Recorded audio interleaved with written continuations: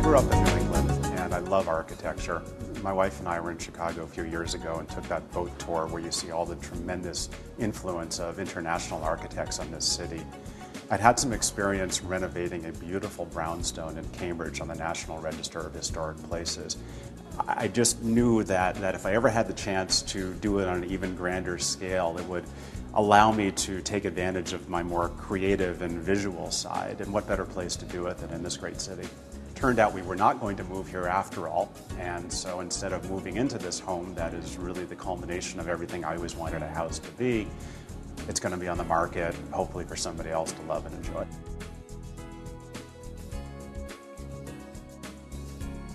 There were a few things. First off, I like the neighborhood immediately around here. You know, again, my wife and I were walking around one Saturday and went into the Bloomingdale's shop and had lunch on State Street and thought this is just a dynamic little microcosm right here. Second, the idea of a house was very important to me. I grew up in a classic three-story house, and I really thought that if you were going to live in the city but truly have a home, you needed to have that kind of vertical separation. So one person could be downstairs doing their thing, and somebody else could be up on the third floor, and and if the kids were running around, you could actually have some privacy.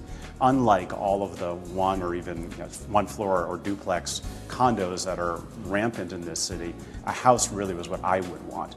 But second, I loved the idea of being elevated off the ground, 140 feet up, where you've got all of this airspace and light and privacy, and all the security and conveniences of being in a condominium at the same time. And lastly, this little mini neighborhood here of 6 homes, once it's fully built out, it felt like it might be something very special. That the sort of people who would be attracted to just these 6 individual houses could form just a little unit of our own that would be a very nice little neighborhood. And if you had kids, you could let them play outside in the trees and the swimming pool, but know that everything was safe. And again, you were well off the ground, but you were part of the city at the same time.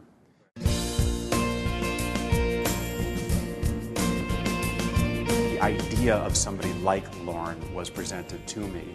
I didn't realize the possibilities and frankly the critical role that somebody like Lauren would play in this project. But as soon as we met, as soon as I understood just how talented she was, but also what I was missing in terms of the vision, I could think in broad shapes and scopes and think about floor plans and how I would want the house to perform, so to speak.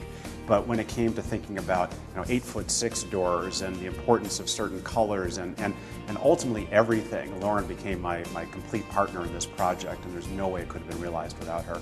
Originally introduced from a former client of mine whose space was completely different than this one.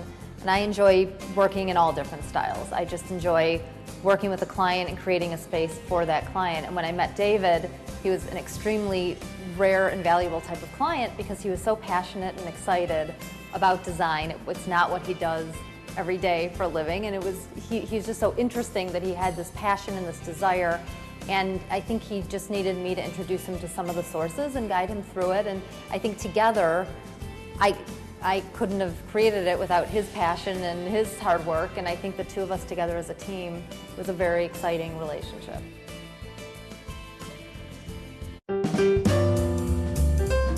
You walked in and everything was concrete. The stairwell was not even cut yet, so these were individual floors. You had to use the fire escape to get up to the second floor. It was just basically concrete. There was obviously electricity and plumbing that was set to come in, but they were over in the corner there, and this is as though you were doing new construction. The only thing that was here was basically a shell and a bunch of I-beams, obviously, for support. It's not for the faint of heart. Anyone who thinks they can buy raw space and create something to the level that only they would be satisfied with, they have to realize that this is, things happen. It takes months, it takes huge amounts of money, but mostly it just takes every day waking up and demanding that things be done as well as possible. And in construction, that is extremely hard to get realized. And exhausting. There were moments where I thought, my God, I sure hope we get through to the end of this thing. But as I come back through this space now, frankly, to be honest, I'm very proud of what we've accomplished. And there are definitely moments where I still wonder if I can get a job in Chicago and move here, because I would love to live in this space. It's everything I would ever want to have.